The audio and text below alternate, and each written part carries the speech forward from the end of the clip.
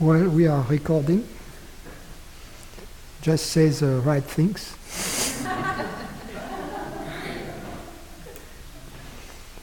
If there are questions. And hi to our friends online. We have about 100 today.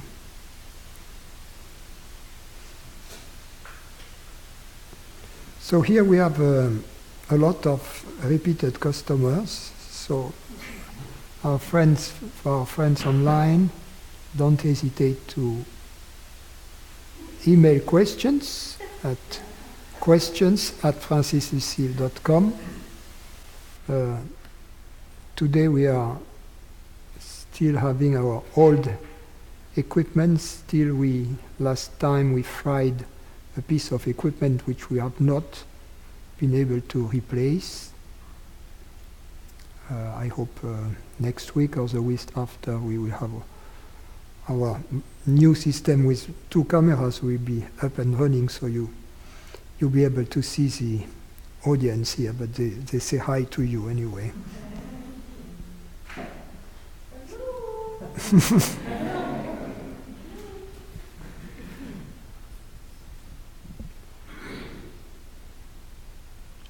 So, if there are any questions here?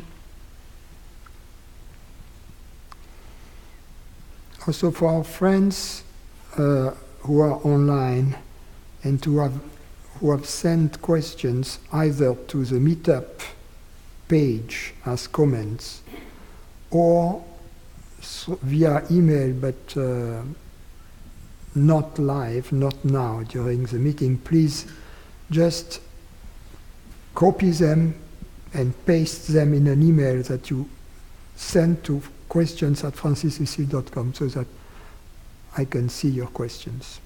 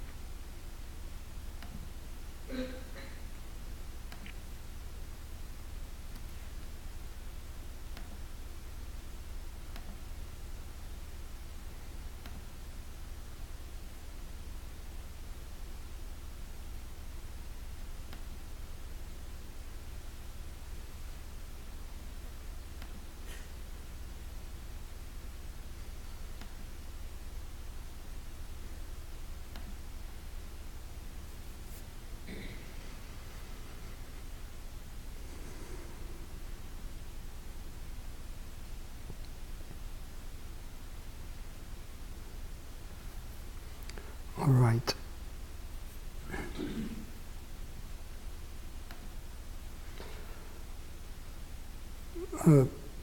Paul asks, my question is regarding the post-glimpse sadhana. I mean, for those who are new here, these are code words.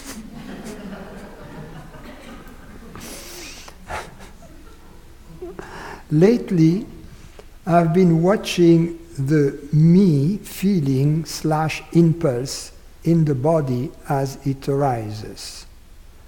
This feeling definitely appears to hold residence in a specific place in the body.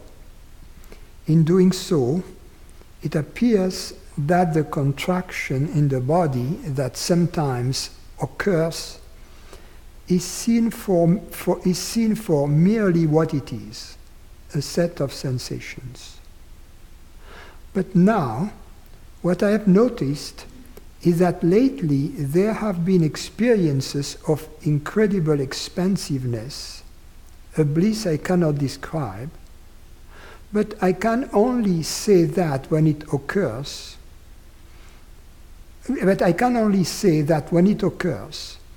Everything appears unfamiliar, new, fresh. It is like I am experiencing things for the first time. This experience has been happening more and more frequently. I can only say that I welcome its return, but I am trying not to look forward to its arrival, in fear that in doing so, this might prevent its return. Are these experiences a sign that stabilization is occurring? Is this what the process consists of? Can you please advise? First, I think that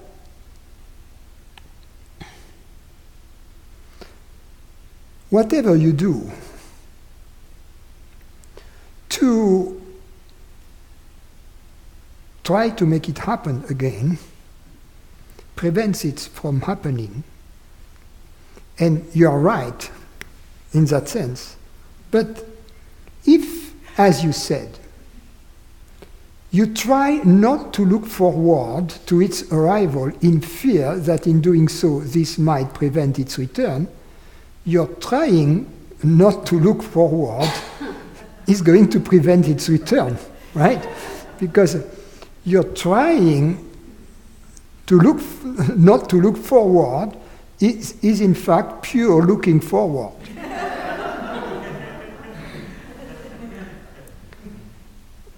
So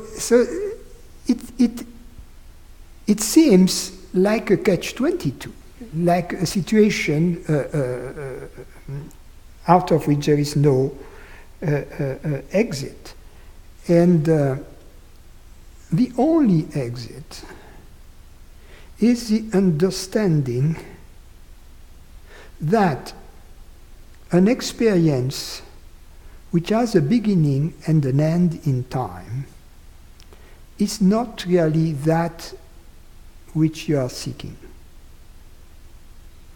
That which you are seeking is the presence that never ends. That which you are in love with is the presence that never ends.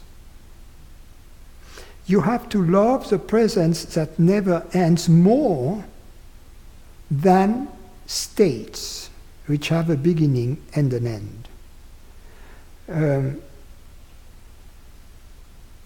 That's the basic understanding that is needed. Once you have understood that, when you have, then you won't be playing this game of trying not to look forward while looking forward to it.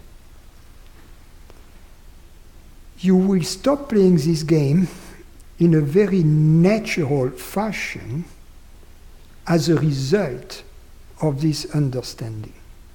As a result of this understanding, you will get stabilized in the knowledge that that which you are really in love with is always present as this presence which is hearing these words right now. And that the states, the objective or phenomenal states that seem to be so desirable were in fact simply the byproduct of this presence knowing itself. They were in fact the site of relief of your body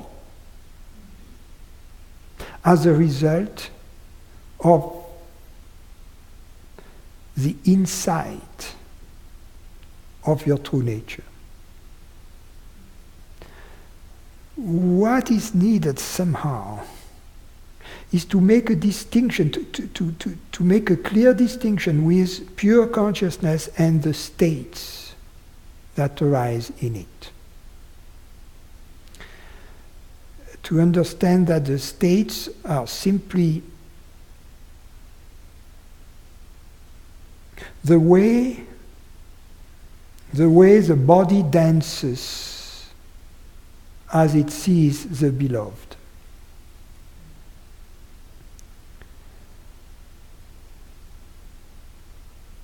Now, these experiences are a good sign in that sense that they are the beloved telling you, I am here. I am. They give you the knowledge that the beloved is right there behind the curtain of the appearances, of all of these bodily sensations. And that, at that point, this curtain has become so transparent that the light of the beloved shines through it in the form of happiness.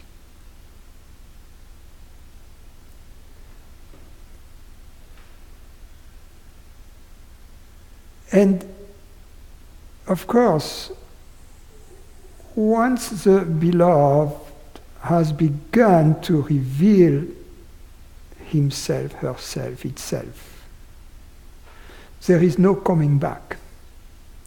So the process of stabilization has been initiated.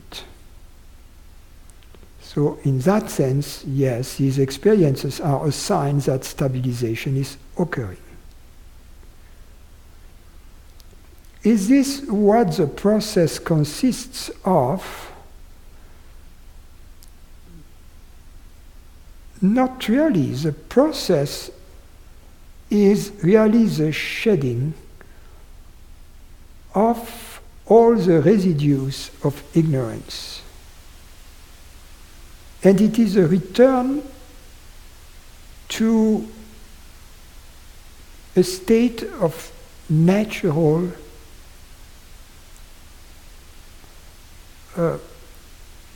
worrylessness, of natural equanimity, of natural light-heartedness.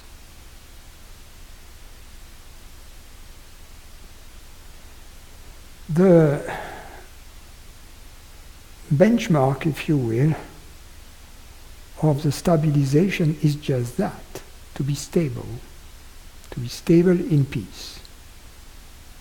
To be stable in peace, and then being stable in peace, everything is an opportunity to celebrate the beloved. So every opportunity to celebrate is a burst of joy arising out of this sea of peace.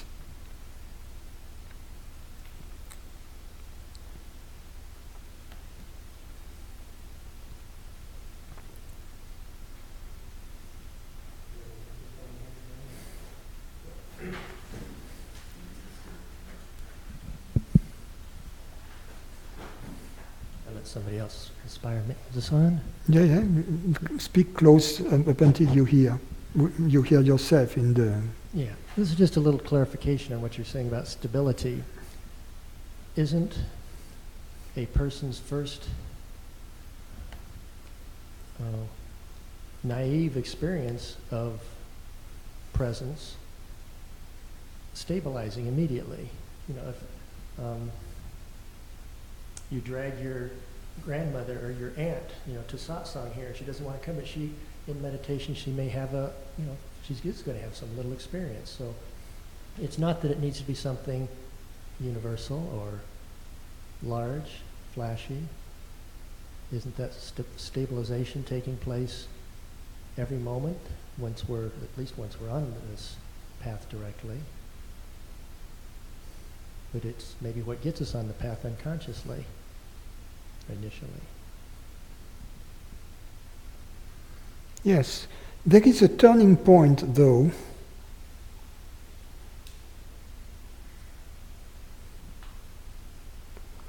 which is the revelation of the universality of consciousness. That's what I call a glimpse, really. That's a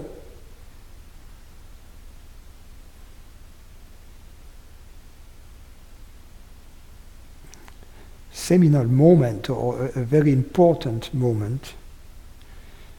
And the mind may or may not be aware that this has happened. The mind may discover that this has happened in hindsight.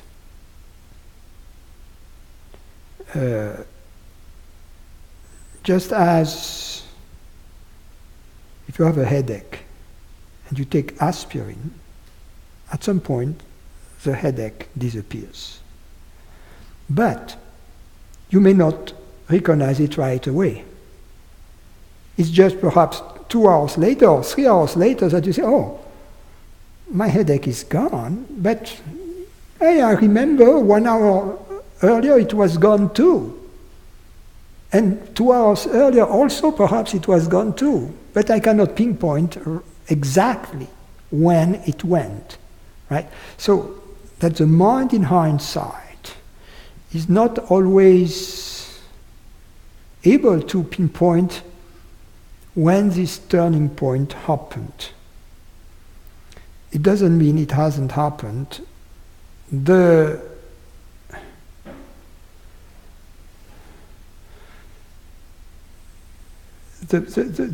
big difference is that before we are really separate from God. We may have the experience of God, but God is visiting us as a separate person, if you will. God comes and leaves. And or we may not have the experience of God at all. And the main difference is that after the glimpse, there has been this revelation that our very ordinary, seemingly ordinary consciousness, which is hearing these words, is in fact God's consciousness. In other words, it has all of God's attributes of eternity, immortality, omnipresence, etc., omniscience. So that's the main revelation, that it is universal and eternal. That, in other words, that we all share it. And then,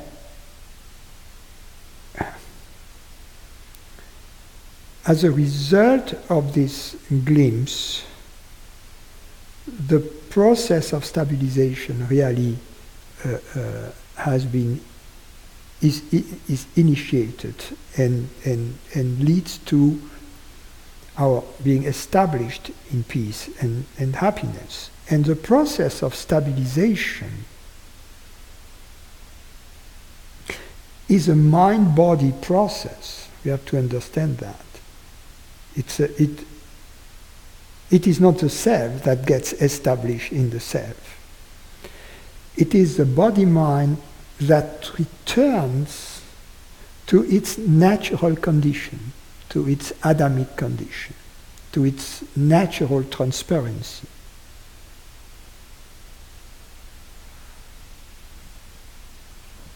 Following up on conversation with God, my own conversations with God,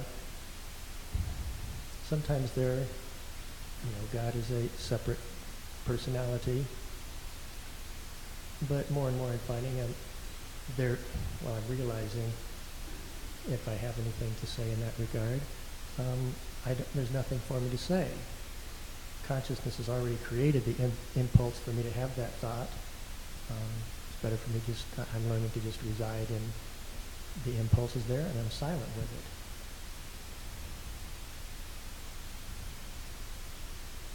I don't know if I'm getting any closer, but I seem to enjoy the ride more. As long as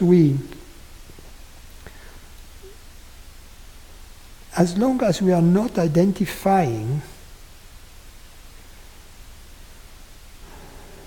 with a concept or with a bodily sensation, there is nothing to be done. There is no stabilization process going on at that time. That's that which is often misunderstood when genuine teachers say there is nothing to be done. What they mean is there is nothing to be done in the absence of ignorance. Now, if there is a return to ignorance, then there is something to be done at that moment. So as long as the residues of ignorance at the mind level or the body level are not coming out of the woodwork, nothing needs to be done. But if they are coming out of the woodwork and as a result deprive us from our innate happiness, then there is something to be done. And the way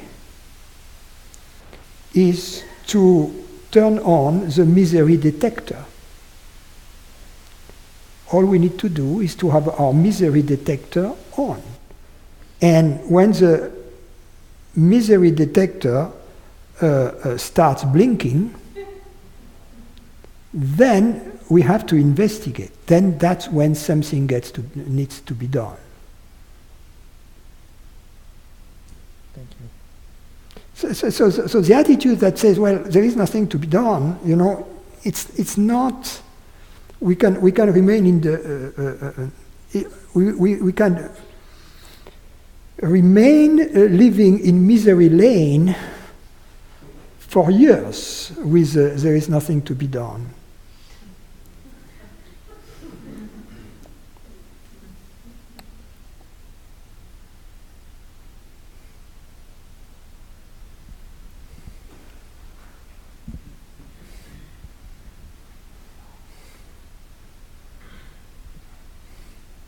At the retreat, I think you said that desire is a body sensation.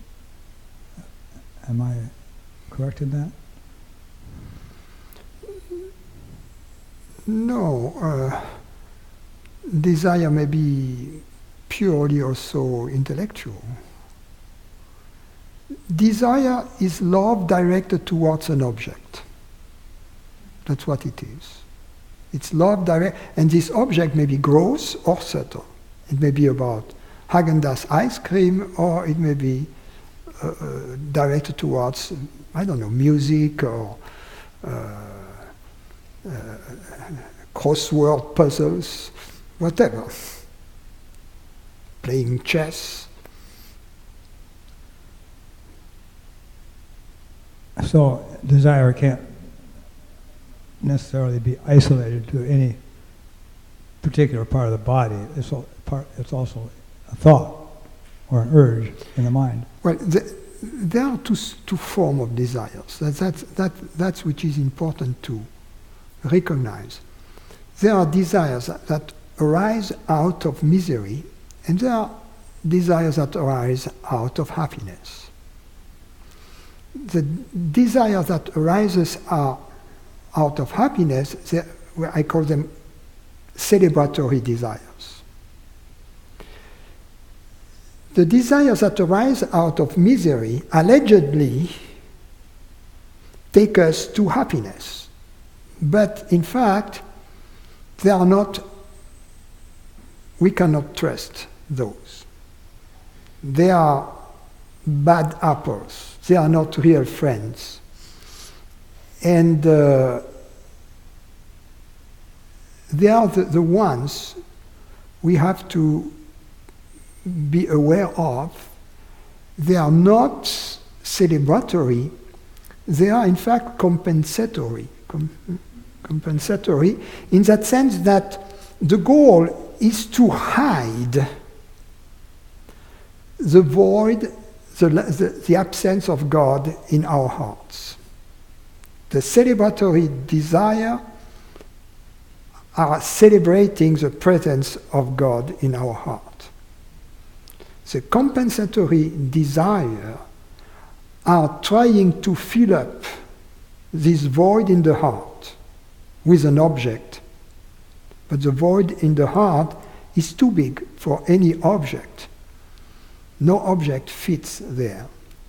We try, we have to buy the object, we have to toil in order to get the object, but when we receive the object, and through UPS, and we and we try to put it in this place in the heart, it doesn't fit. So we have to return it. And it's a lot of work and money, and they don't accept the return, and it's a mess. So that's a problem with the desire that arises out of the void, out of misery. When the desire is celebratory, we are already in happiness. What does happiness mean?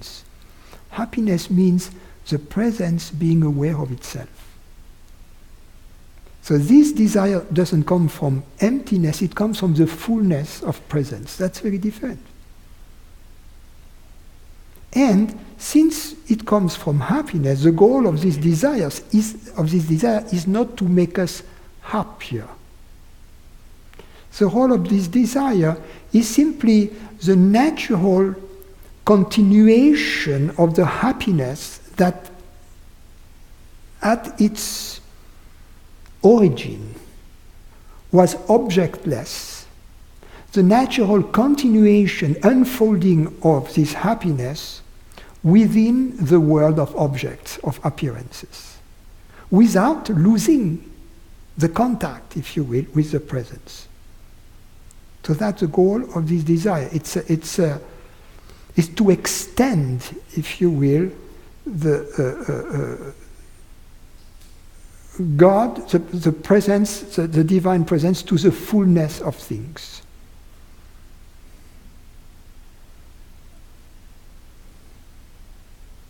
Can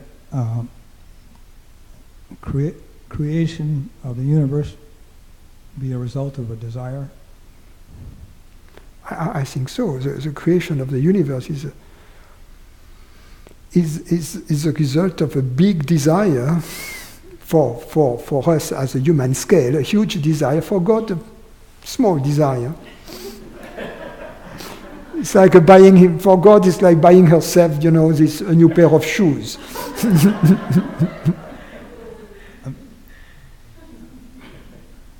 If we are God, we ought to be able to experience this desire before, or at the time of the creation of the universe, which is, I assume, is happening at every moment.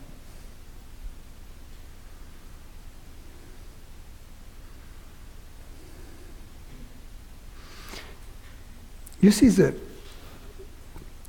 all you have to do is to get in touch with the love in you. Because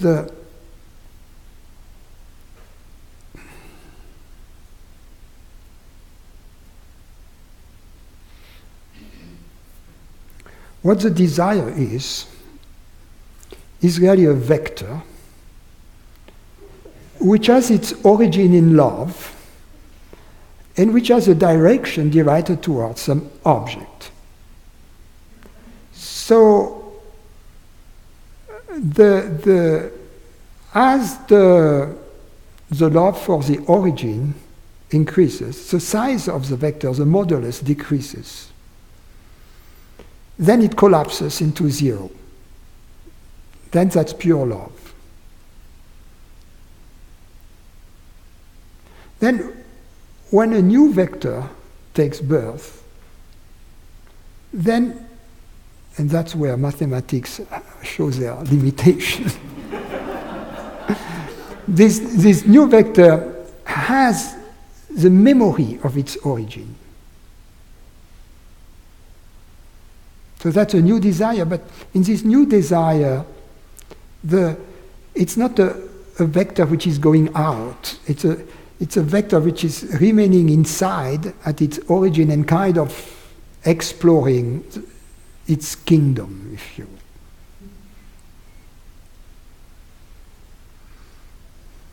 So that would be a form of impersonal desire, I guess. Yes. But all desire that comes from freedom, from joy, from happiness is impersonal. It's for us to recognize it. You know, many people have impersonal desire. Many people who are called ignorant, they have impersonal desire. What an impersonal desire is a desire that arises while the ego is having a siesta. That's an impersonal desire. When the ego is having a siesta, you are back to a natural condition. So an ignorant person is a person basically with an insomniac ego.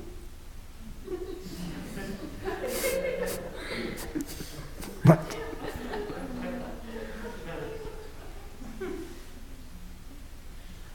I should be able to stop creating the universe at any time I want to, shouldn't I?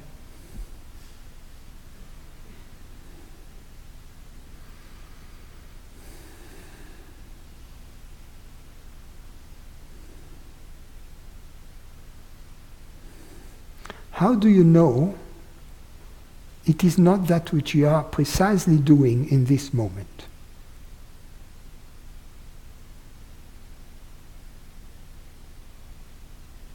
You mean creating or not creating? Creating.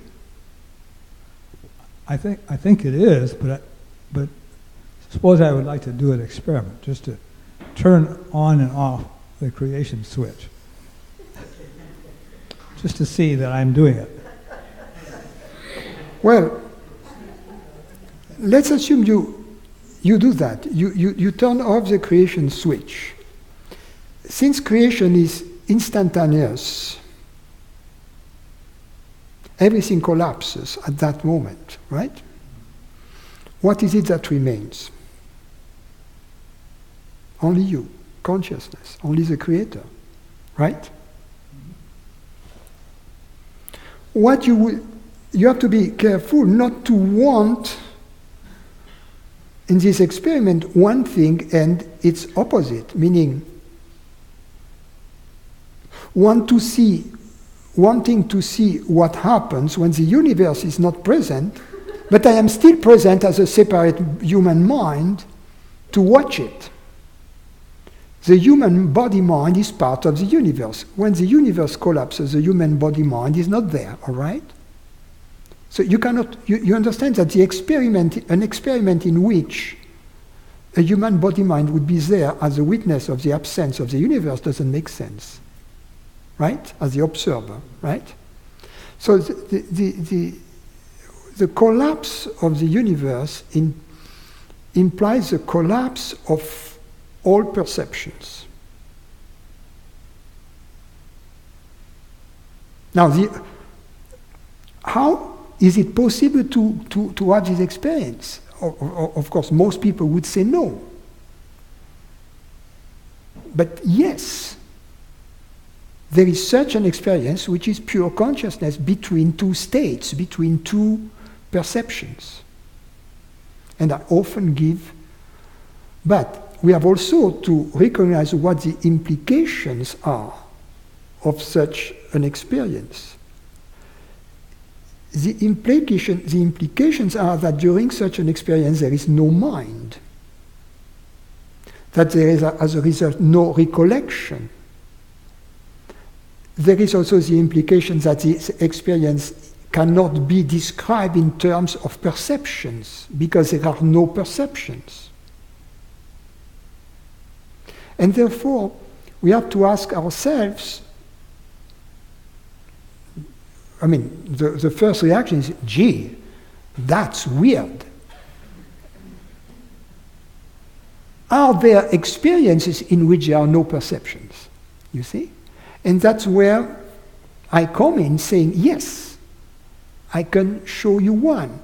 For instance, when understanding takes place, this precise moment of understanding is an example of an experience between two thoughts. Before the understanding, you had the trying to understand thoughts. You had the investigating or investigative thought. And after the understanding, you have the thought that formulates the understanding, or you have the thought that says, the claiming ownership thought, I understood, right? But between these two thoughts, something happens, and this something is not nothing. You see what I mean? That which happens is a sudden change of the mind content. It's not a continuous change, it's not a Schrödinger equation type of change, it's more a collapse of the state vector type of change. It's a sudden change that takes place there, and a change that we can recognize after the fact, through memory, seeing that the mind content has undergone a quantum change during this moment. So, the reason I'm saying this is to open the mind to the possibility of an experience in which there are no perceptions. And an experience which is, as a result of that, timeless. Already, the place where the thoughts occur is already spaceless, right? Thoughts don't occur within the three-dimensional space. But thoughts seem to occur in time. But understanding, even at that moment, the time dimension collapses into eternity or presence or whatever we call it, intelligence we call it. But this experience is not a nothingness, since it brings about such a distinct change and between two mind states. It shifts the mind state from state 1 to state 2, right? It's an abrupt change. And so once we are open to the possibility that the other point to be very aware of is that which occurs during this experience is not experienced by a different entity. We are very aware that the understanding is ours. Are you following me? That in this moment when understanding takes place, it's really me who understands, I who understands. It is not that I am possessed by some entity that is going to do the understanding and then leave. I am very certain somehow that this understanding takes place not in an external being, but as at the very core of my own being, the very core being, that place which is prior to all perceptions. Prior to all perceptions. So far we have talked about the understanding of something, of a thought. That is not the experience of consciousness understanding itself, seeing itself, which I call the glimpse. But the moment we see that the kind of experiences that we have access to is not limited to objective phenomenal experiencing, through perception, but that it can include a different type of experiencing, which is intemporal, very real, that paves the way, that opens us, at least intellectually, and which is important, to a distinct possibility, a new source of knowledge, a new place from which we can derive knowledge. Now, the next step to that is to see within ourselves the experience from which we derive the certainty that we are conscious. First, we can, by looking within, asking the question, am I conscious in this moment? Is there consciousness in this moment? The answer that comes is a resounding yes, right? It's a yes which has no limitation, it's an absolute yes. If everything else was an illusion, this yes would still be valid. Therefore, this yes must come from experience, not from hearsay, because it couldn't be absolute. Not from some external witness, not from the past. It has to be real in the moment itself.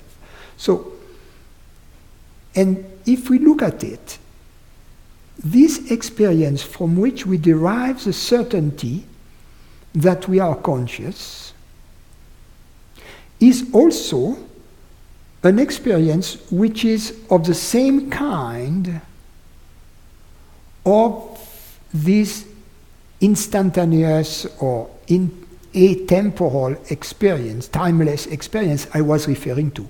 It's the same type of experience as the understanding. However, it's a little bit different in that sense that whereas the experience of understanding applies to an object, the contemplation of an object.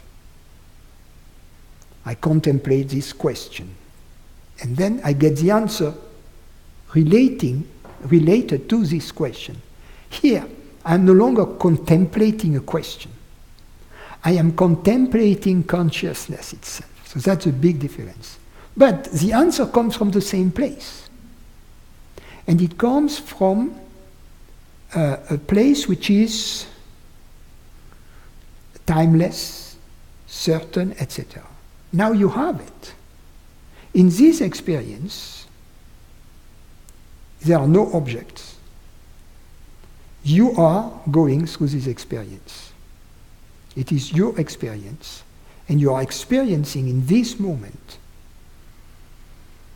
only yourself, devoid from objects. What is important is to remove, as a result of hearing what I have said and experiencing it for yourself, to remove this old habit of the mind to claim that the mind had this experience. You see? To see clearly that this experience is beyond the mind, and as a result, to stop this claiming that this experience was in time, in space, etc. At its lowest level, the claim is this experience was in space and time. This experience took place in this box here. I have this box, and that's where the experience takes place. That's what 99% of the people would say. And then perhaps 0.99% or would say it happens in the mind. And then 0.00001% would say no, it happens in consciousness.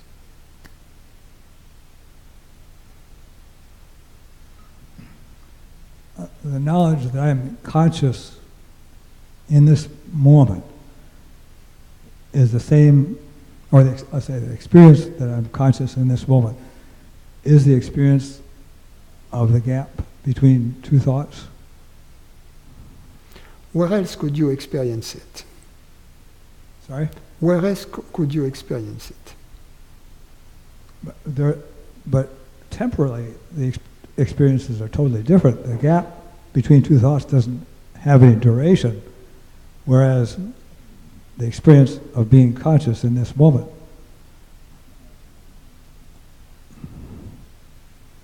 Maybe I'm being caught up in my own words here. It doesn't have any duration either. We simply believe it has a duration. The duration is an add-on of the mind. There is no duration there. Right. And it is not, and the moment we understand there is no duration, it is both a zero duration interval, but in fact it's also presence, eternity. That in which whatever is going on right now is going on. That which lasts in that which doesn't. It's not that presence is everlasting. In fact, presence is never lasting.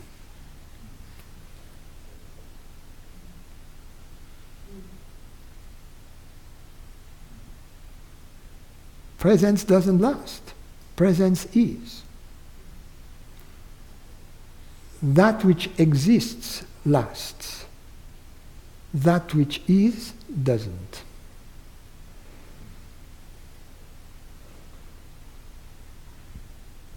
It's confusing when people talk about the gap between two thoughts, because I never experienced a gap between two thoughts.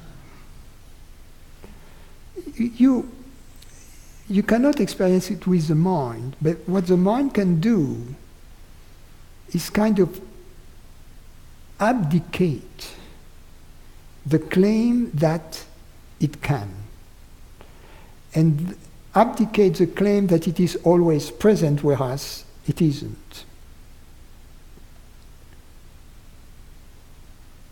The mind in the form of perceptions.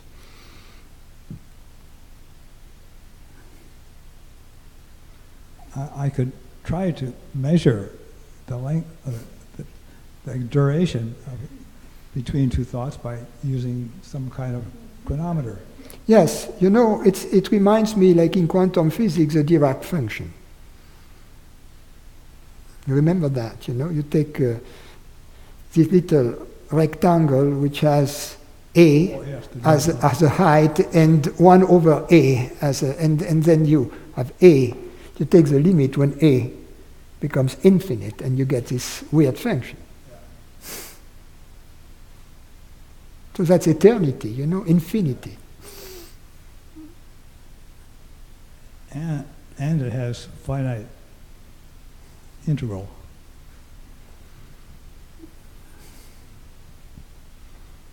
Thanks.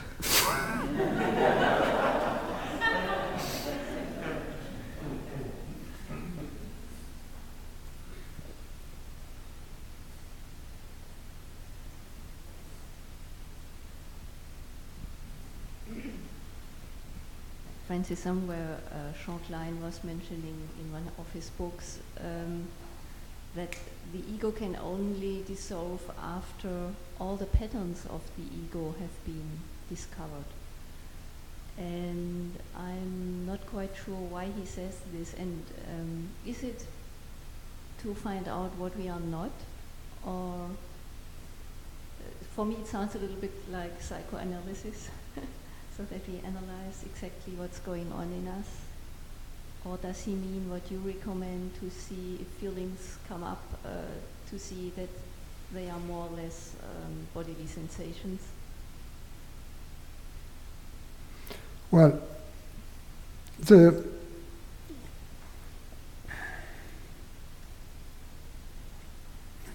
there is a huge difference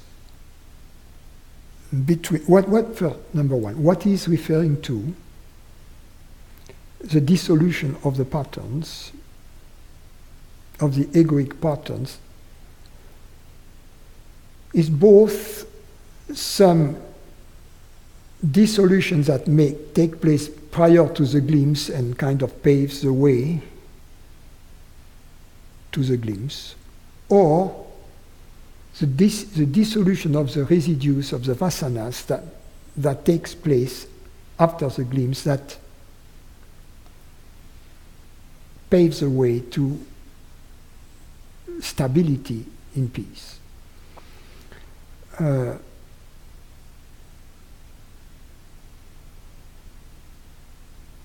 Stability in peace, we shouldn't be too demanding.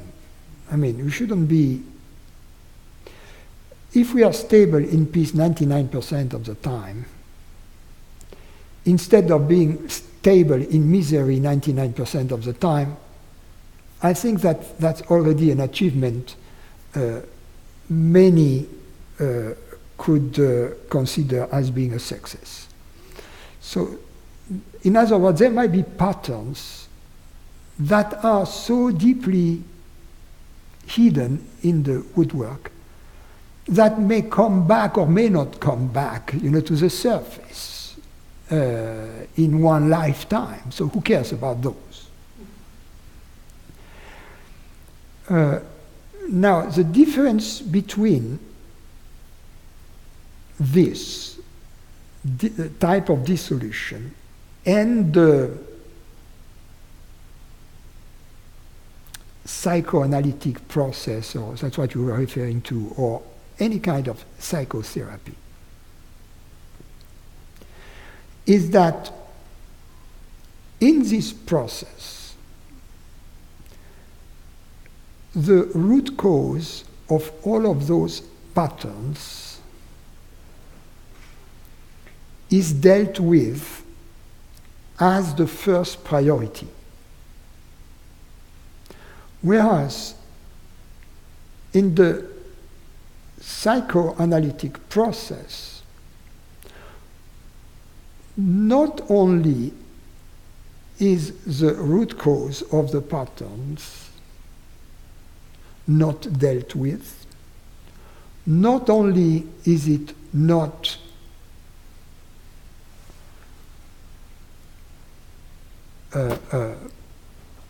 recognized, but it is even reinforced, condoned, put in the shrine, so to speak. The ego, the separate individual, is always maintained, reinforced, acknowledged, studied, etc. That's one of the, and that's a major difference, because as long as the root cause for these patterns has not been eliminated, no matter how many patterns we dissolve using these techniques, the root cause being still alive, we create new patterns. So it's a kind of a Penelope job. And that's why, in the deontology, they are smart. In the deontology for psychotherapy, they cannot claim that the goal of psychotherapy is to bring about happiness. It's not about happiness. It's about something else. It's about eliminating some patterns. Taking an ego, for instance, which is not able to behave in society, and changing it to a different ego which is going to be as miserable, but differently miserable, so that he's not going to go to jail. Because instead of smoking pot, which is against the law, he's going to drink alcohol, which is okay. So the shift will be operate from one pattern to another. So that's, it's a caricature, of course. And there might be, how do you say that? That's a hard one for me. I should never use this one.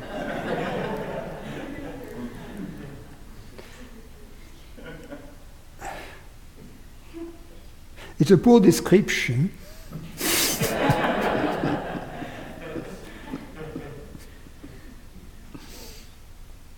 Well, anyway, you got my drift. So you think Jean-Klein means to see clearly that all these patterns have its origin in the belief we are a separate person, and to realize that. And the feeling, it's not only a belief. And the feeling, yeah. And the feeling. So these patterns, when they arise, either they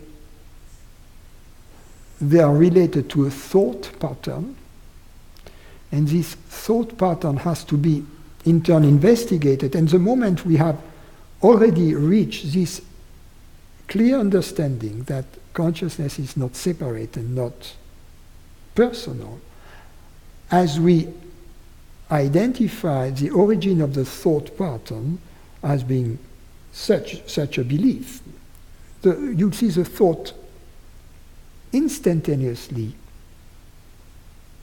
dissolve, stop, in fact. And then the thought may reoccur. That's my problem. So I see that. But what is important is to stop it again, because the way the body-mind functions is that as we maintain patterns, as we repeat them, that's the bad news, they will tend to mechanically repeat themselves. That's part of the body-mind packaging, because the body-mind can be trained. It can be trained to perform tasks in an automated fashion. And the way we train it is through repetition. The way we untrain it is through the lack of repetition, through time, forgetting the pattern. So time erases the pattern. Patterns that are not being used get erased. At least they don't present themselves unwanted. They may be stored in some area in case we need them, but they don't knock at the door to offer their services. And they're unwanted services, right?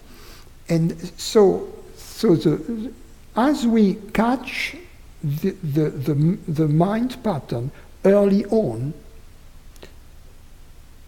it dissolves instantaneously. It's like a thought that stops in the middle. And so that the end of the thought not being repeated will not reoccur. So then we will catch, you're looking from there, so the end of the thought will not reoccur, so that we'll catch the pattern earlier on. And then we may see, before the pattern came as a thought, there was a pre-thought impulse from which it originated. And these pre-thought impulses are at the feeling level. And then that's the next also. So this feeling level, this sense of lack that becomes, of which we became aware at that moment, is very important. This sense of lack, this sense of that something is missing, has to be welcomed. Usually we don't want to look in these areas.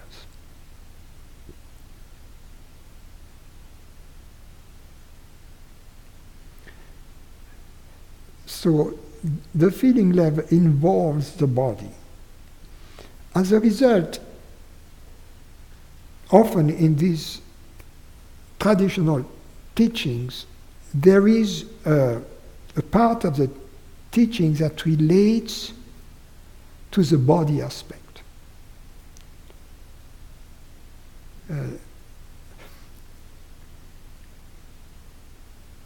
The more we know the body in depth, at the bodily sensation level, the harder it is for patterns at that level to remain subconscious, to remain hidden. So that's why we can have a two-pronged approach, if you will. One which is on the spot, so to speak, as we experience suffering, to see the origin of this suffering, first in a thought pattern, and then perhaps at the feeling level, at the bodily sensation level, in a feeling pattern. But this investigation at the feeling level is greatly facilitated if we, during the time when we are available, if we practice knowing the body, contemplating the body, in the sense that we are not afraid of whatever is hidden in the body. We are completely open to the body. We don't, and we will learn in this process that in fact there are almost chronic feelings in the body that take time to unfold, to open up, to dissolve, So the idea is to offer the body to the space of consciousness in which it appears, constantly, because the tendency is to reclaim the body. As we reclaim the body, we revert to these patterns. As we offer the body, we give the freedom to these patterns to unfold, and we give the freedom to the body to revert to its natural condition.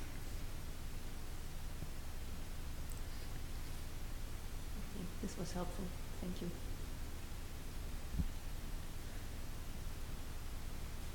Francis, I wanted to talk about the exercises that we do in the retreat. If there is a pain in the body, and after you take Tylenol to relieve the pain, and the pain still exists, do you suggest some of the exercises that you do where you offer this sensation, pain sensations to the space, or feeling of transparency in the pain sensation? Yeah, you see, you are asking a question which is more of a medical nature. So if I tell you what I do when I have a pain in the body, if one Tylenol doesn't do it, I take a second one.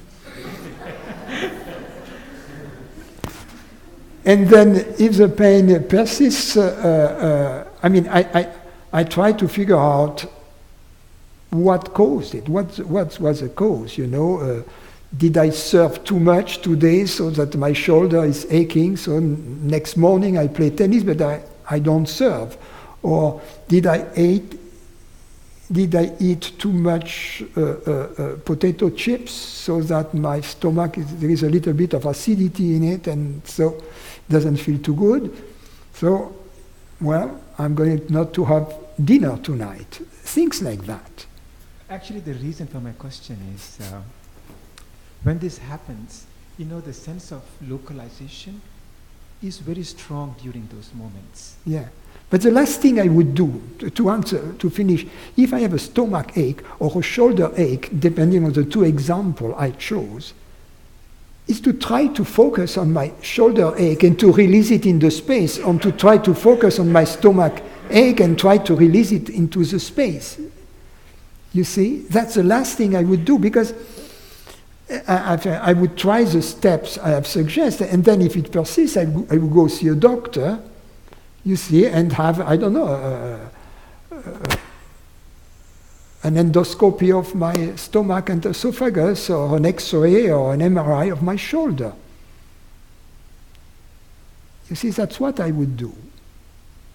And because from my own experience, because I've tried this thing when I was younger, and what I have found out, if I try this trick, the trick doesn't work. Because the more I try not to focus on my shoulder, like the question, the more I try not to focus on my shoulder, the more I focus on it. So it kind of exacerbates the pain. It's different, however. Sometimes there is a pain that I resist. I have noticed that also. If I, for instance, a pain I resist, like a toothache, I resist. And I've noticed that if I allow for the pain to really invade the area, it kind of accelerates the process. Perhaps that if I resist the pain, which is a natural way for the system to bring blood to the area, I don't know, white cells, whatever needs there, to bring the fire brigade, the police, etc., because and the ambulance, because there has been an accident somewhere. If my resistance goes in the way, it's like people, not letting the fire brigade and the ambulance and the police pass them. So I try. So there are cases in which, but if I notice that I'm resisting it, then I can surrender to the pain. I can open up and see it just for what it is, a sensation. The resistance to the pain, in this case, is a psychological suffering which is superimposed onto the pain. And if I accept the pain to its full intensity, then I eliminate some obstacles. So I've noticed in my case, my teacher used to say the same thing, but I've noticed that in certain cases it helps, but not the other way around, that if I have a pain, I focus on it, because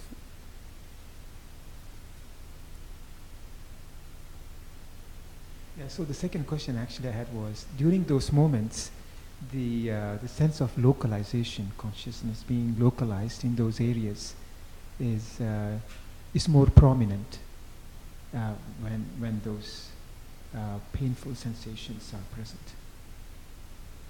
yeah.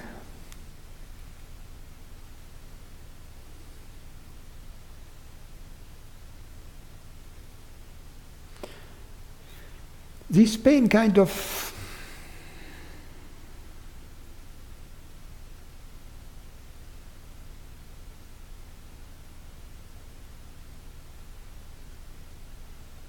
is very demanding in terms of consciousnesses. Mm.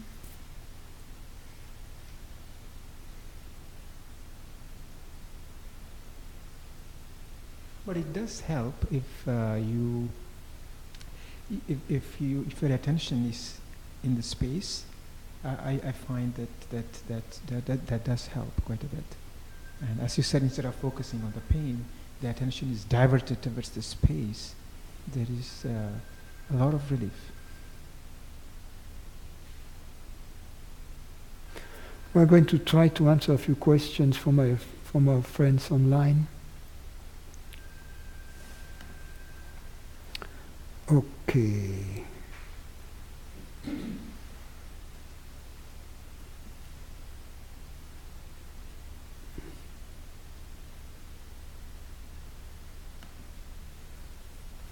Mary asks, can consciousness be influenced, or is it that perceptions becoming more refined so that consciousness can filter through?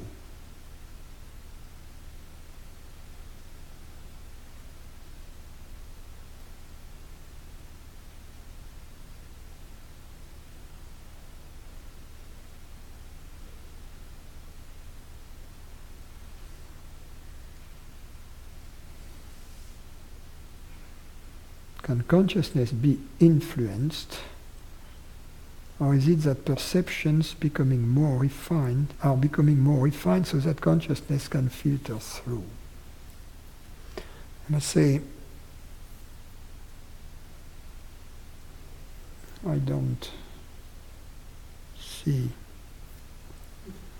the question.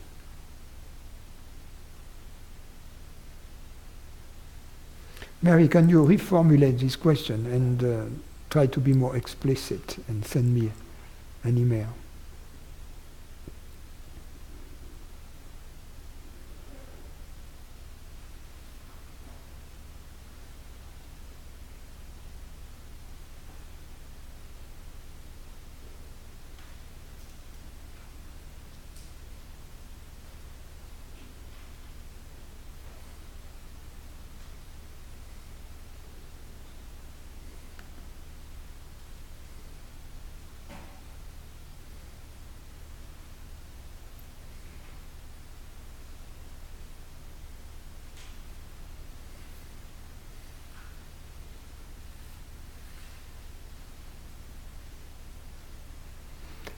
Sally asks, when I follow sensations to the source, the sensations seem to almost evaporate.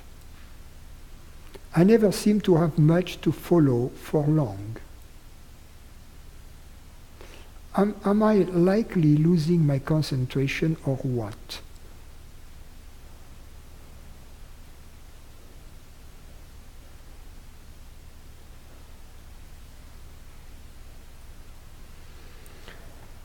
Yes, when we suggest to follow the sensations to the source,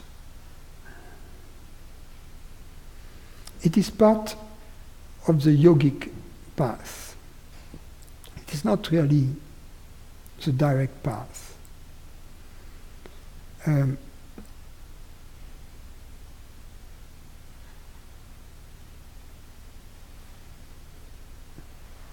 It's called the path of the energy. It's a path in which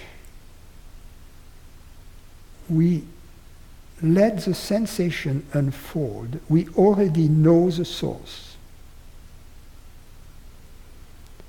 But we don't yet know the source in the presence of the sensation. So we follow the sensation as a vehicle that takes us back to the source. And then, perhaps for an infinitesimal moment, we merge with the source. And that corresponds to what you say. I never seem to have much to follow for long. But then a new sensation arises, a new thought arises, and we follow it again to the source. So we follow every thought, every sensation back to the source. As a result of this yogic practice, what happens is that the presence of the source becomes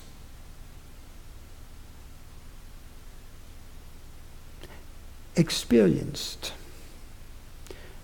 also in the presence of sensations and perceptions. An example of this yogic practice is with the pranayama. in which you follow the exhale very naturally as it dives into the source. And then as it originates, again the new inhale originates, you are aware of the source.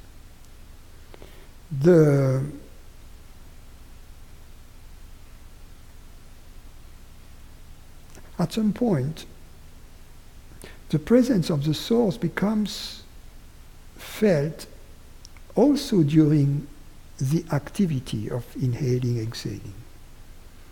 But even if that is not the case, you will see that such a practice, but in this spirit, will create during the day, when you are not thinking about it, a different perception of the world and a different relation with the world, in which the source of all things is present as peace and a form of gentleness in the presence of the perceptions. So, yes, you can practice these exercises, but in order to be properly practiced, you have to understand that they can only be properly practiced out of love. They can only be properly practiced out of love for the source. If they are practiced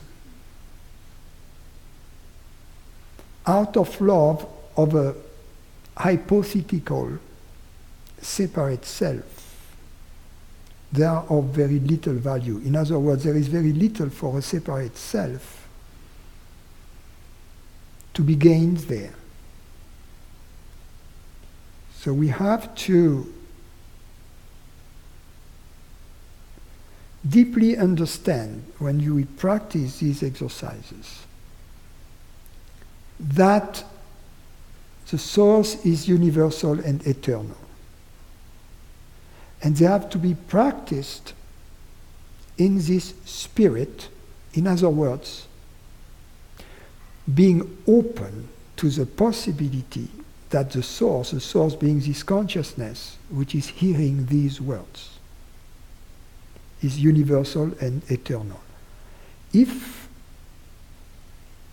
we practice these exercises without this openness I've just mentioned, they are useless, because in fact reinforce our sense of separation.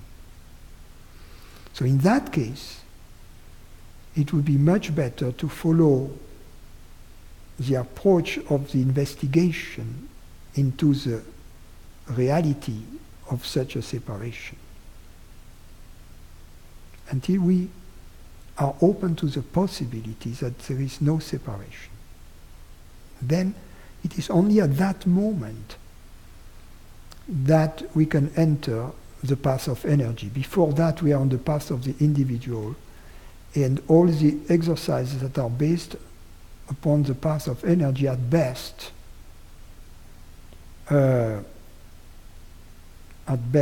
can lead us to the investigation into the nature of consciousness. But after this openness is in us, then these exercises can be fruitful.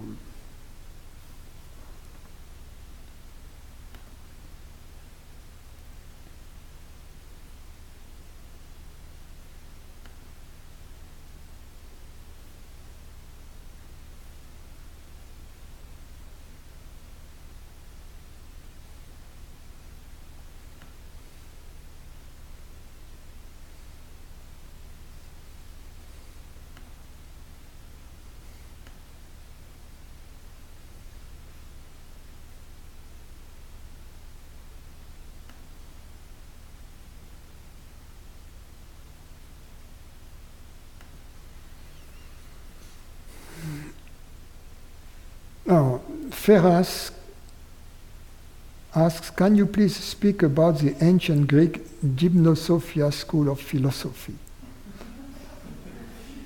Can you also please talk about the bodily exercise you present to your live audience but not online?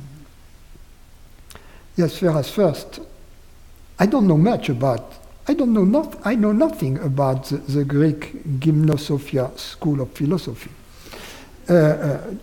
The only thing I know is that it existed. And it was part, I think, of the academy.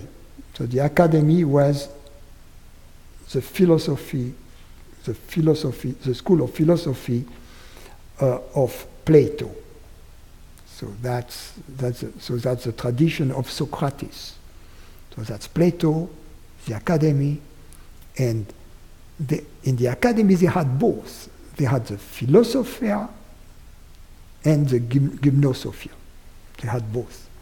And of course, our intellectual philosophers have only remembered the philosophy, but the gymnosophia is not recognized. And as I often said, can you imagine a philosophy professor at, let's say, Stanford or Harvard asking his students to do breathing exercises? He would consider that to be way, way, way below his or her standing, right, as a professor of philosophy. Yeah. And why? Because the body yak. And why is the body yak? Because centuries of tradition of the body yak. So I'm sorry, but that's all I can say. Can you talk about the bodily exercises? Well, it's very difficult online, but I just did with the previous question, I think.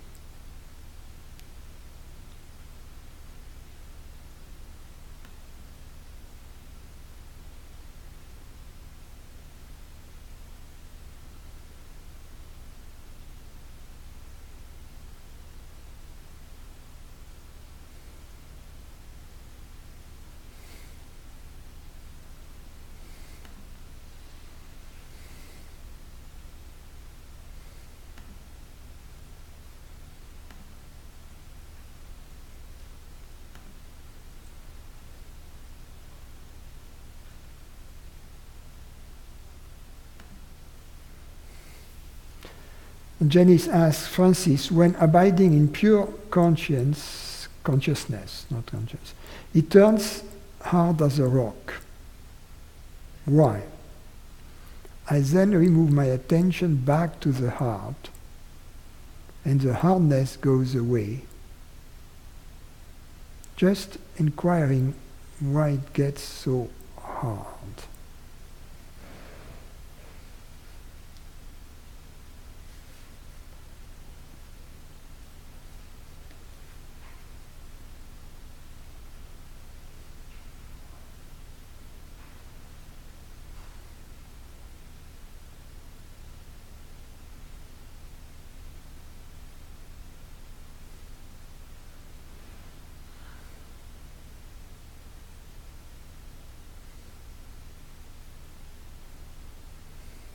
I think that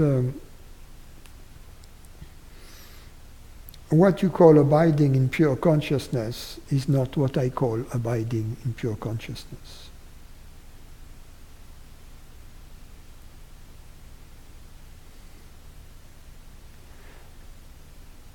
And I think when you are abiding, what you call abiding in pure consciousness is to focusing, you are focusing onto some object. So by some object, I mean it may be a bodily sensation, perhaps in the forehead or something like that. And of course, as we focus on a bodily sensation, then it creates some kind of a tension in the part of the body we are focusing on. Now, how do I know I abide in pure consciousness according to Francis' definition, not to Jenny's definition? According to Francis' definition is in these moments when I'm not thinking of myself as a human being, as a person, as a body, nor, and when I'm not feeling myself either as a human body. Neither thinking of myself as a human body, nor feeling myself as a human body. And as a result, in these moments, an equivalent definition, if you will, is whenever I feel unburdened, free, at peace, without problems. So these are the moments when you abide in pure consciousness the way I describe it. In other words, I didn't describe it in a positive fashion. I described it in a negative fashion. I described it as these moments when I'm not thinking, I'm not, negative fashion, thinking of myself as a person. I'm not feeling myself as a body, negative fashion. Why? Because abiding in pure consciousness is our natural condition. I abide in pure consciousness naturally. The moment I'm not abiding as anything else, as an object. So the way to abide in pure consciousness is to stop abiding in or as something else. So I refer you to this YouTube video by, what's the name? Stop It? Bob Newhart. By Bob Newhart. By Bob Newhart. So do a search on YouTube. It's called Stop It by Bob Newhart. And it teaches you how to abide in pure consciousness, which is when you stop abiding as anything else. So the story is stop it. And stop abiding as anything else than pure consciousness. But it's very important, it's a very spiritual videos that I recommend.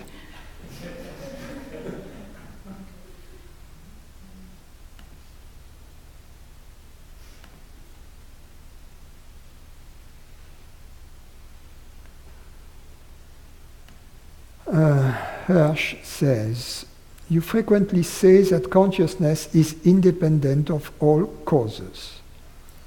Brain researchers using MRIs can show that thoughts, awareness, and even experiences of oneness are correlated with cellular firing or neuronal stimulation. Can it therefore be asked whether the statement consciousness is independent of all causes is an interpretation or belief from a particular perspective or point of view? Would you please address the source of your certainty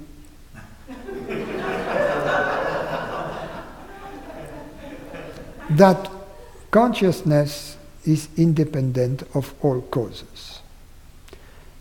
I will, before I address first Hirsch and Laurie, but before I address the question of the source of the certainty,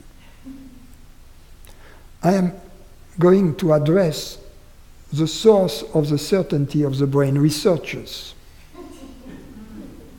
You say, brain researchers using MRIs can show that thoughts, awareness, and even experiences of oneness are correlated with cellular firing or neuronal stimulation. What I extract from this is the point because I don't care much about thoughts, and I don't care much about experiences of oneness either. What I do care about is awareness. So the statement brain researchers are making, apparently, is that awareness is correlated with cellular firing or neuronal stimulation. Now,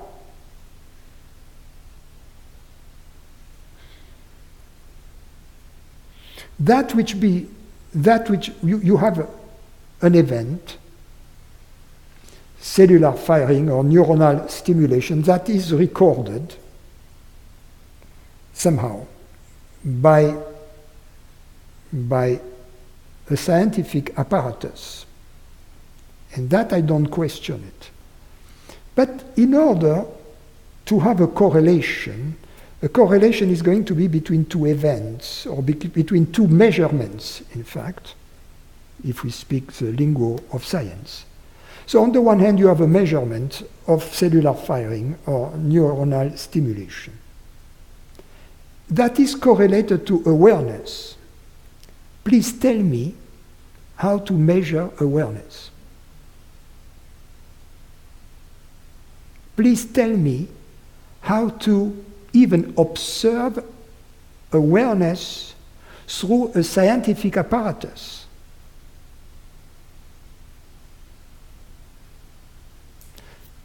The problem is that what they call awareness is not what I call awareness. So they are okay with themselves, because what they call awareness is consciousness of something. Is consciousness of something. So for instance, and then the experiment is very trivial. Let's take an example. Flashes of light in front of my eyes, and at the same time the electrical currents in my brain, in my head, being measured. I observe, or they observe, a correlation that whenever they flash light in my eyes, there is a signal, a change in the signal which is observed in the electrical signal. I mean, so big deal. What does that tell you or tell me about that which is aware of the light? Nothing. Zilch, nothing. Zero, nada. It tells us nothing, you see. But it tells that there is a correlation between the awareness of the light and the signal which is observed.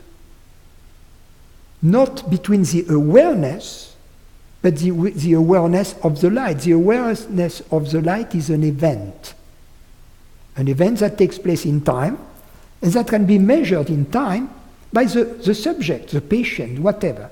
Every time there is a flash of light, we can ask him to push a button. So his pushing a button corresponds, for the scientist, to the measurement of his awareness of the flash. And of course, there will be no big deal, as I said, a correlation between his pushing the button and the peak observed in the brain waves. Big deal.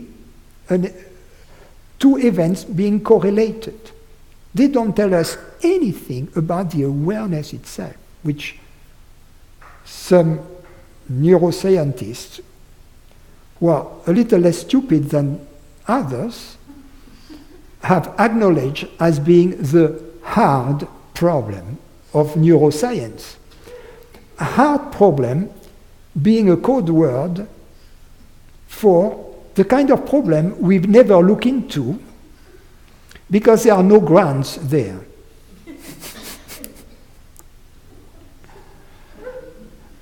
And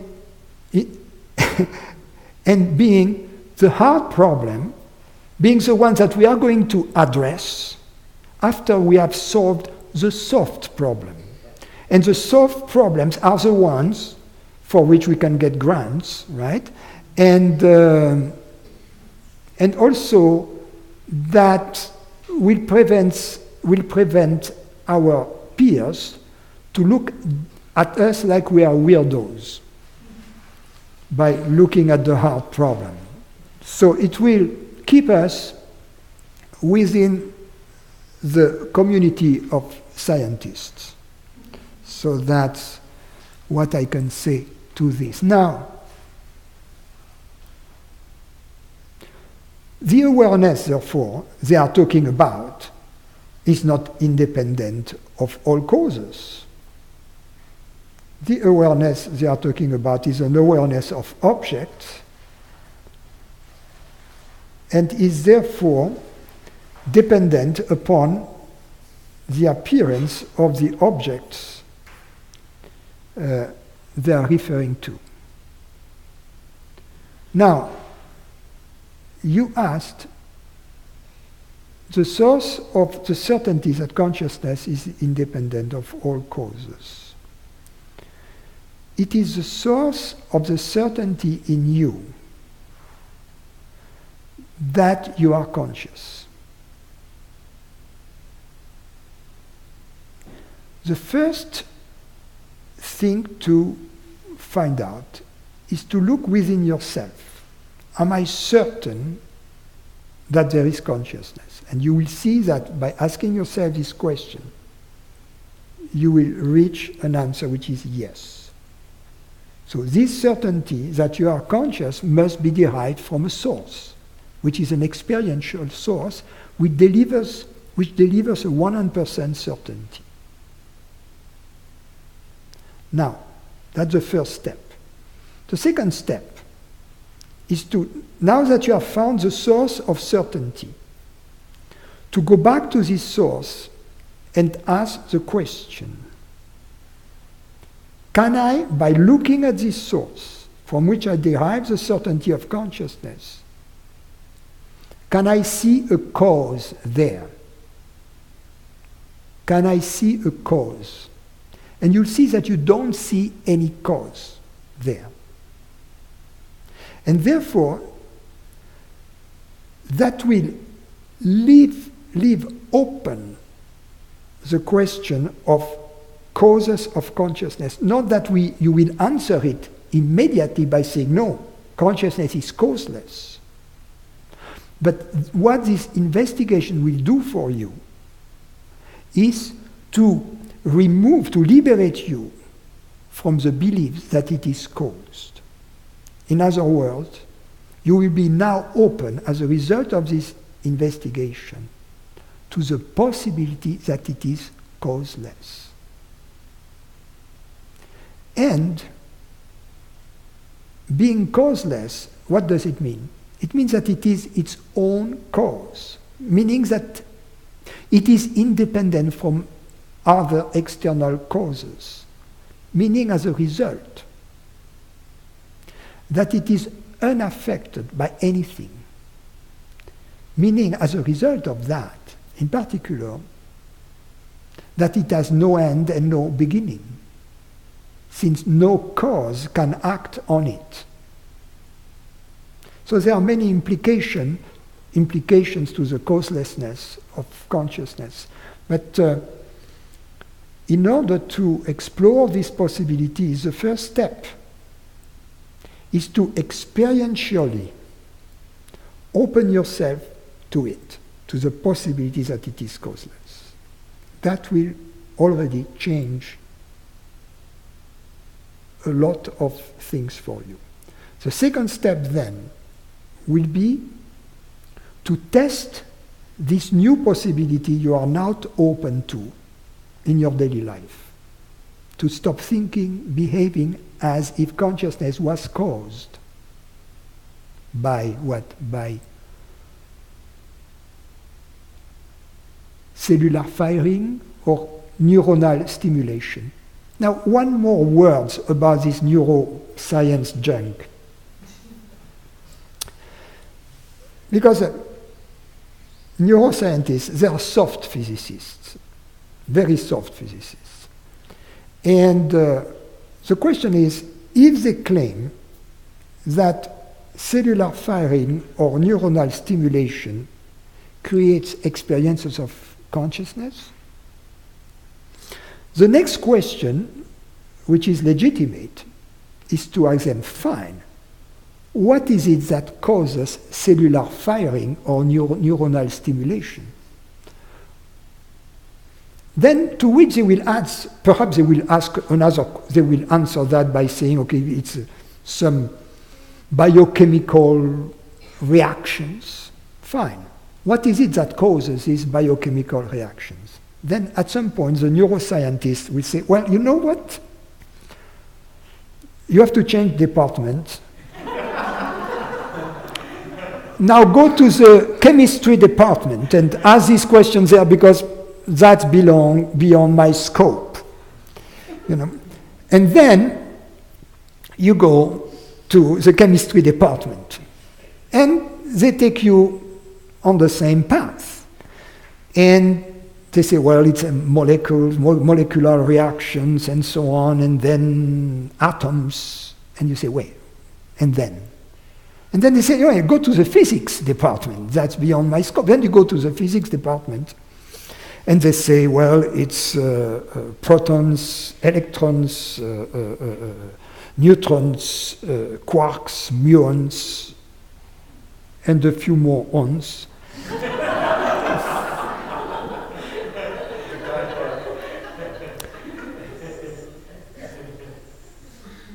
And you say, okay, what is it that causes all of that? And they say, you know what? I don't have a clue. It's not my job as a physicist to answer this question. And what these neuroscientists have done, in fact, they have kicked the can down the road. That's what they have done, artfully, scholastically, beautifully, with all the lingo of science attached to it, all these double-blind experiments and all that stuff. But at the end, the physicists said, no, this guy told you we knew, we don't. That's the sad truth. And besides, it's not our job really to answer this question of cause.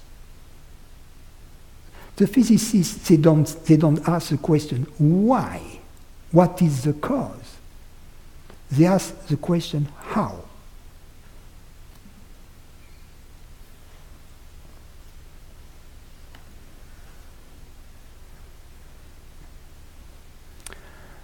Okay, guys online, we close the questions now. We are not going to answer any more questions. Sheila, could we say that at the conception of any thought, before it is appropriated by a me, there is apparently nothing in this non-moment and remains this way until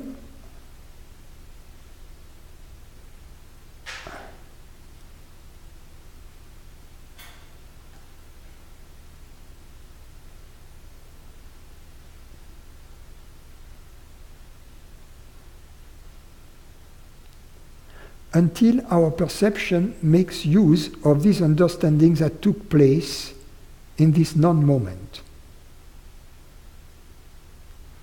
Could we say that at the conception of any thought, before it is appropriated by a me, there is apparently nothing in this non-moment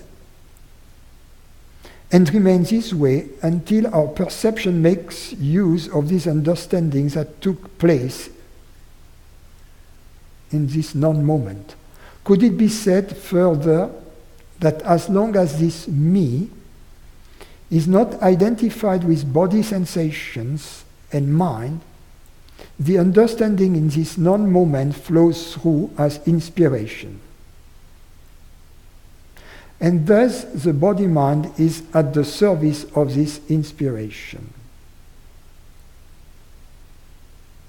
Yes, Sheila, yes, regarding the second question, could it be said that as long as this me is not identified with bodily sensations and mind, the understanding in this non-moment flows through as inspiration?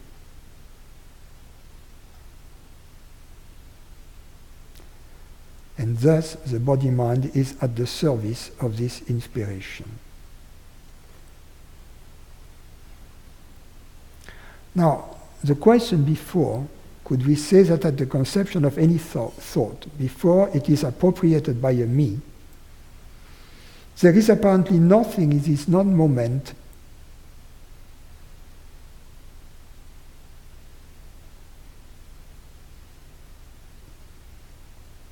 and remains this way until our perception makes use of this understanding that took place in this non-moment?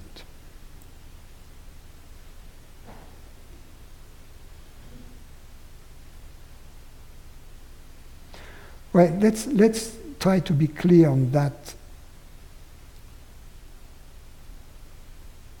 Before any thought, there is no thought. So there is this non-moment, because in the absence of thought there is no time. But there is not nothing, there is me as this presence.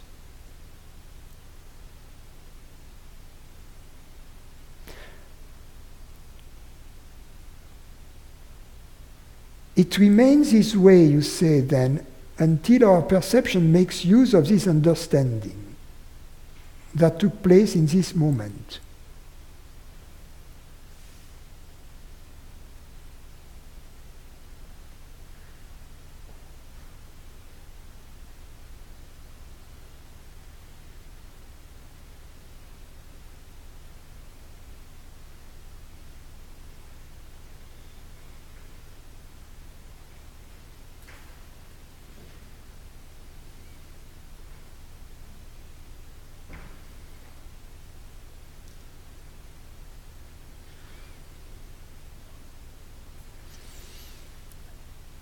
Before the conception of any thought, there is no time.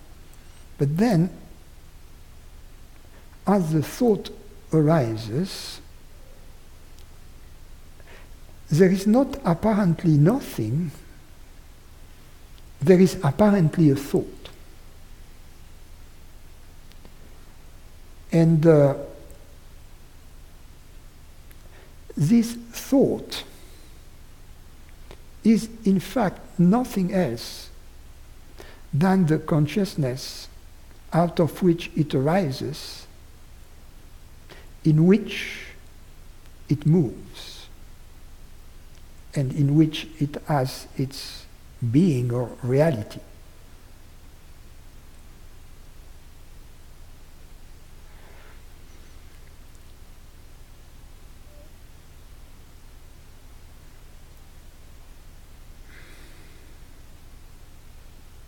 So I will just leave it there, because I didn't really see clearly, Sheila, what you meant with your first question. So I just give you my own formulation. The second part, yes.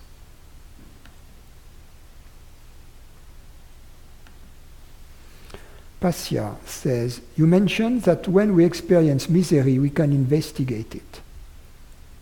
It seems to me that this choice to investigate must arise in consciousness, not from ignorance. However, ignorance appears to claim the choice. Is that correct? Yes. Yes. The choice to investigate never arises out of ignorance. It always arises out of consciousness, out of grace, in a sense. It is interesting, in fact, when this desire to investigate arises, to see that it arises out of joy, out of happiness. That the place, in other words, no matter how miserable we are when misery is there, the desire to investigate misery doesn't arise out of misery. It arises out of the intuition of the opposite of misery. It's like God answering, you wouldn't be seeking me unless you already knew me. What is meant, the esoteric meaning of this saying, is that the desire to know God originates, in fact, from the experience of God, from grace itself. Now, so yes, that is correct. And Pasya goes on saying, and if consciousness is always the ultimate chooser, then is there anything we can do in ignorance, or does it only appear that we have choice? It seems that in ignorance we can only act as if we are the chooser.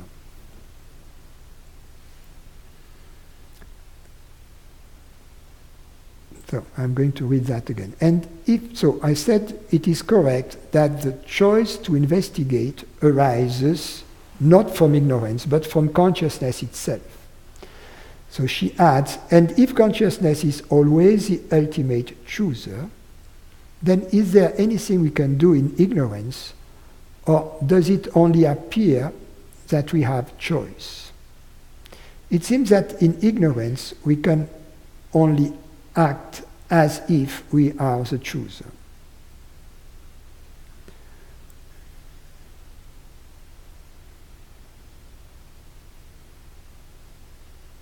When we are in ignorance, we act as the chooser of ignorance. So we always act as the chooser. We are always a chooser.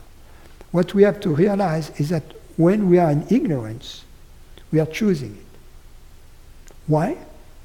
Because there is no compelling evidence that compels us to believe that we are a separate consciousness. It is a free choice we are making. Nothing, no evidence whatsoever compels us to believe that we are a separate consciousness. We choose that out of our freedom. It's a belief. A belief is always free. It's not like gravity.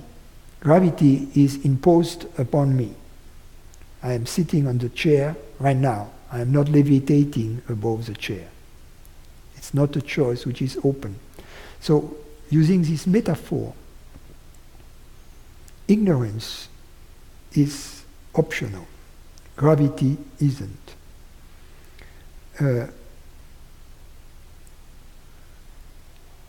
So, in ignorance, we choose ignorance. That's the only thing we choose in ignorance. Because, as a separate individual, we have no choice whatsoever, and for a good reason. The good reason is that we are not a separate individual in the first place. So how could something which is not real really have a choice. Are you following my? A separate entity is not a real entity. A separate consciousness doesn't exist. So how could something that doesn't exist, that doesn't really exist, have a real choice? It's not possible. So that's true that in ignorance, therefore, we as consciousness, have the choice to stay in ignorance or to question ignorance. So we are always the ultimate chooser. And in ignorance, we can choose, as a result, to investigate ignorance. When you ask, does it only appear that we have a choice?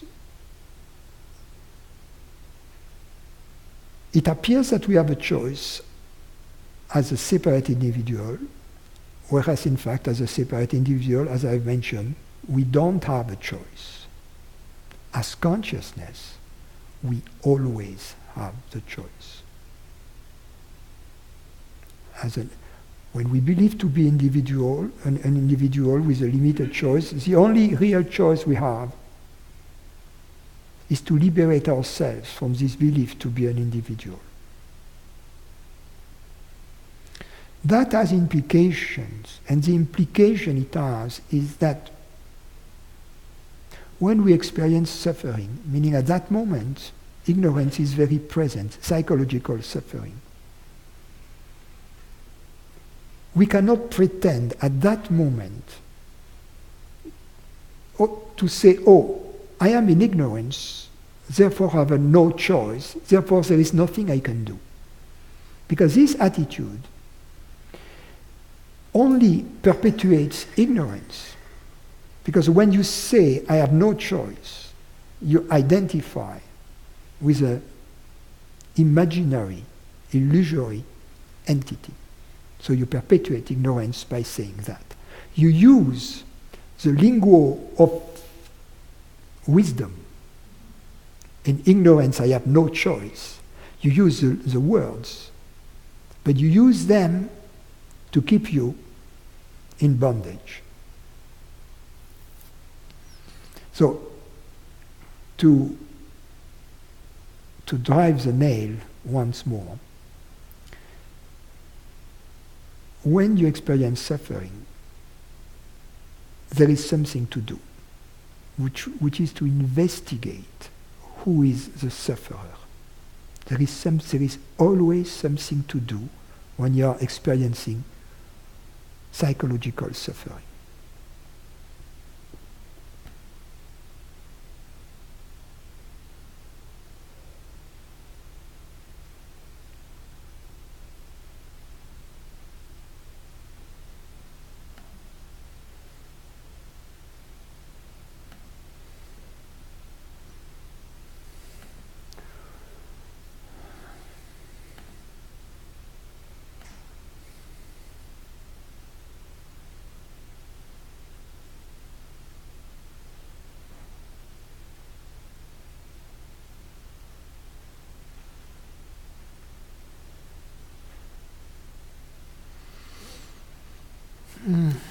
Hi Magdi, I just read your note. Any more questions here? We are saturated.